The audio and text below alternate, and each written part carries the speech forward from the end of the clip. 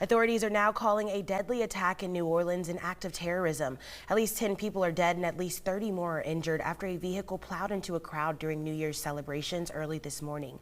The University of Georgia has confirmed that a student from their Augusta campus was critically injured in the attack and is now receiving treatment.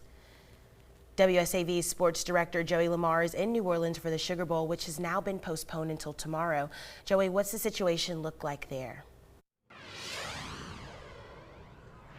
Thanks, Tyler. As you can see behind me, still a very active scene. We're right here on Bourbon and Canal Street. That's where the deadly attack happened this morning around 3:15. And like you said, 10 people were confirmed to be dead at the scene, and another 35, according to the New Orleans Police Department, were injured in the attack, taken to the hospital. Let's step away for just a second so you can see what is going on the scene. These guys, these police officers are still here. They've been out here since around 8 or 9 a.m. Here's the difference that was from this morning to now. It's the Jefferson Parish Sheriff's Office truck that is on scene now. It's their mobile communications center.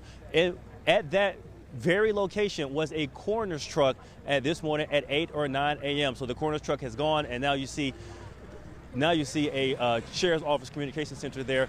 And so some of the things that we have learned is that the suspect's name is Samsu Dem Jabbar. He's a U.S.-born citizen from Texas. He was driving a Ford pickup truck that was rented.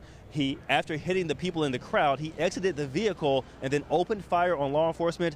They returned fire on the suspect, killing him on scene.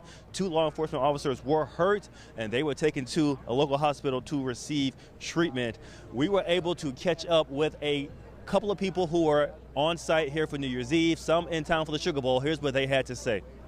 We were out last night, but we didn't come down Canal Street. We were just at the fireworks show earlier, but we never came down Canal Street. We saw the police coming, but we didn't know what was going on. We just figured it was just somebody in the street. We didn't think this was the tragic like this. It's my second trip to New Orleans. It's her first, but I haven't been here in over 20 years.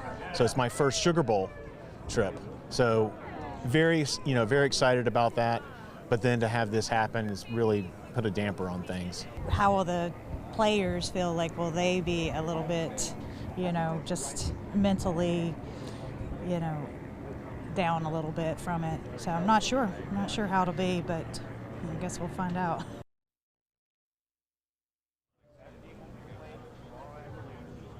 All right, just a couple more facts that I want to leave you with before I send it back to the desk. An ISIS flag was located on the trailer hitch of the vehicle, and the FBI is trying to determine the possible associations with that, as well as weapons and IEDs were also found, and they want anybody that's had contact with Jabbar in the past 72 hours to contact law enforcement. And one note about the Sugar Bowl, we are learning from ESPN's Pat Thamel. He's reporting that game will be at 4 p.m. Eastern Time tomorrow. Reporting from New Orleans, I'm Joey Lamar, WSAV News 3 on your side.